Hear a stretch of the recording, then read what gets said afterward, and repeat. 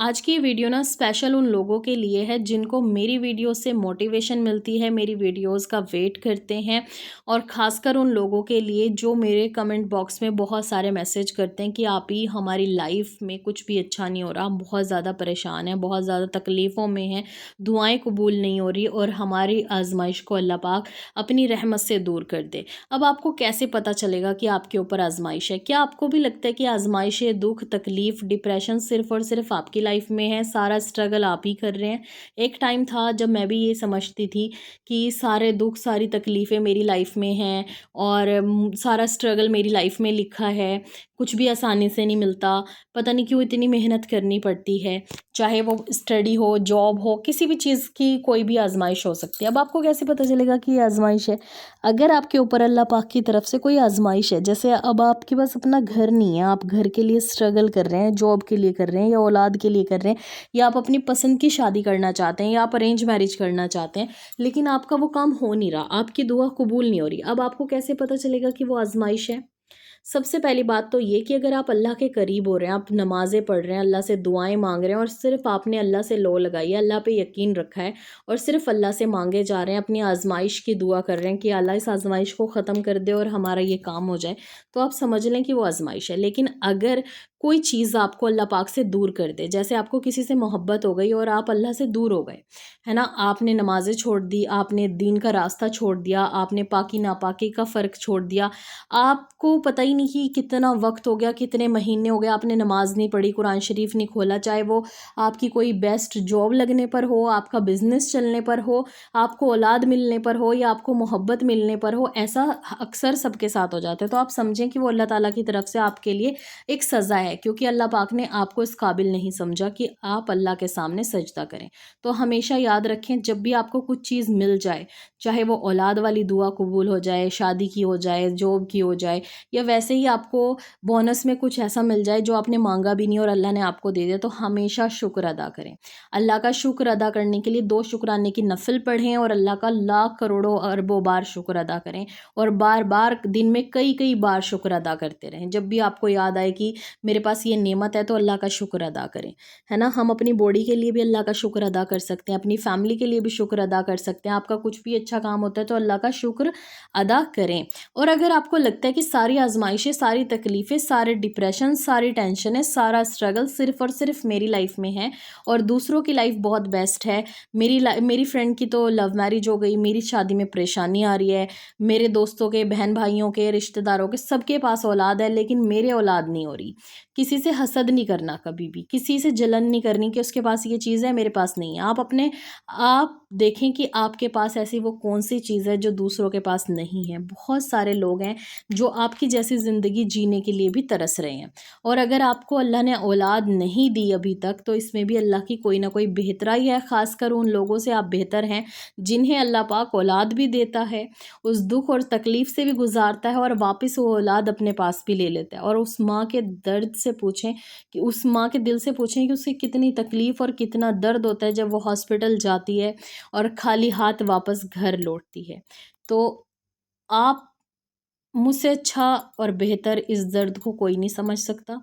तो इसलिए मैं आपको कहती हूँ कि अगर आपकी ज़िंदगी में कोई तकलीफ़ है, कोई दुःख है, तो ये ना सोचें कि दूसरों की लाइफ़ बहुत बेस्ट है। अगर आपको ये लगता है कि मेरे पास ये चीज़ नहीं है, उसके पास है, तो हो सकता है जो आपके पास हो, वो उसके पास ना हो। इसीलिए अल्लाह पाक ने हर किसी की ज़िंदगी का पर्दा रखा है। हर किसी की लाइफ़ में स्ट्रगल है, कोई अपनी शादी को लेकर स्ट्रगल कर रहा है, कोई औलाद को लेकर, कोई जॉब को लेके, कोई बिज़नेस के लॉसेस को लेकर, या कोई दीन को लेकर भी कर रहा है। वो मुसलमान तो है बट ना नमाज़ें हैं, ना दीन है, अपनी फैमिली के लड़ाई झगड़ों की वजह से कोई परेशान है। लाइफ में हर किसी की कोई ना कोई दुख, कोई ना कोई तकलीफ़, कोई ना कोई स्ट्रगल है। हर किसी को हर चीज़ नहीं मिलती। अगर हर किसी को हर चीज़ मिल जाती है तो वो अल्लाह ताला को हमेशा के लिए भूल जाता है और अपनी उस दौलत में, अपनी फैमिली में या अपने उस घर में इतना उलझ जाता है कि उसको याद ही नहीं रहता कि मेरा कोई रब भी है। तो आपको अगर अल्लाह ने कोई आज़माइश दी है, तो आप अल्लाह का शुक्र भी अदा करें और अल्लाह ताला से कहें कि या अल्लाह मैं इस आज़माइश के काबिल नहीं।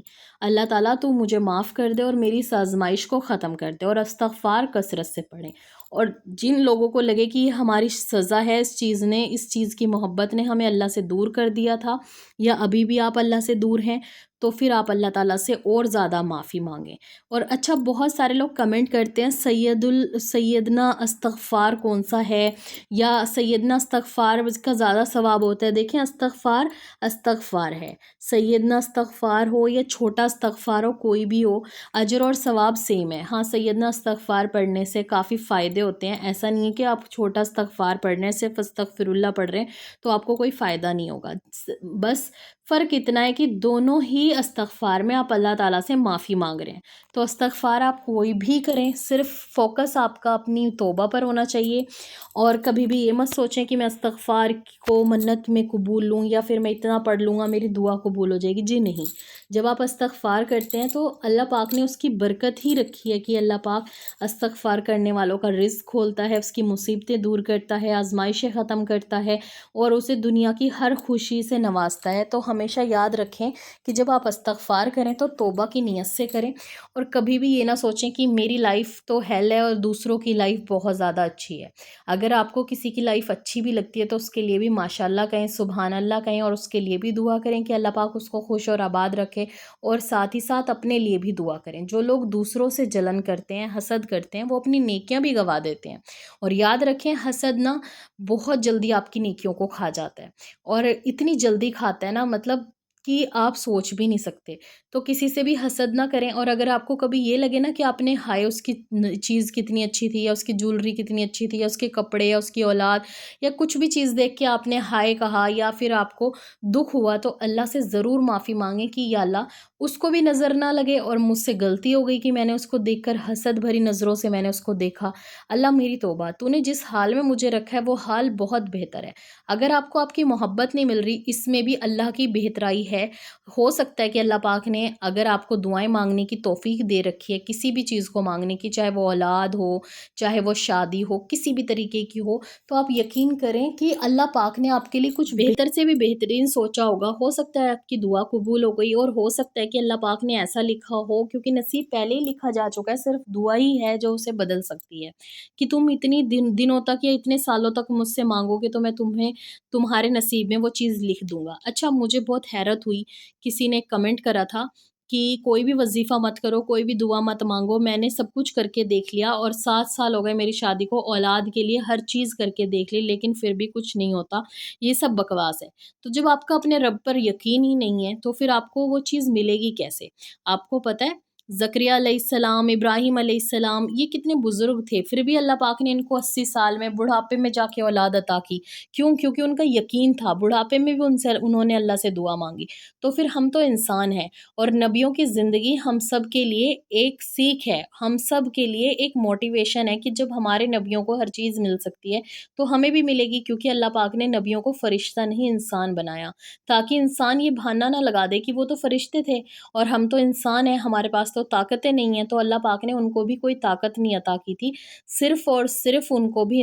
ہم انسانوں کی وجہ سے ہی بنایا تھا۔ تو یاد رکھیں کہ اللہ پاک کے لیے ہم سب برابر ہیں، اور اللہ پاک ہم سب سے 70 ماؤں سے زیادہ محبت کرتے ہیں۔ اگر اللہ پاک نے آپ سے کچھ لیا ہے یا آپ کو دینے میں کچھ دیری کر رہا ہے تو اس میں بھی کوئی نہ کوئی بہترائی ضرور ہوگی، اور اللہ پاک سے دعائیں مانگتے رہیں، اور آزمائش سے بچنے کی دعا کریں، اور جو لوگ آزمائش میں ہیں اور اللہ کے بھی قریب ہیں تو آپ کو گھبرانے کی ضرورت نہیں ہے۔ پھر ایسی آزمائش تو بہت اچھی ہے جو آپ کو آپ کے رب کے قریب کر رہی ہے، یقیناً اس نے آپ کے لیے بہترین سے بھی بہتر سوچا ہوگا۔ تو اپنی پیاری سی دعاؤں میں مجھے بھی یاد رکھنا ہے، اور انشاءاللہ کل سے ہم نیو ویڈیوز میں آپ سب کے لیے دعائیں کروائیں گے، تو آپ سب نے کمنٹ باکس میں کمنٹس کرنے ہیں دعاؤں کے لیے، اور انشاءاللہ کوشش کروں گی کہ روزانہ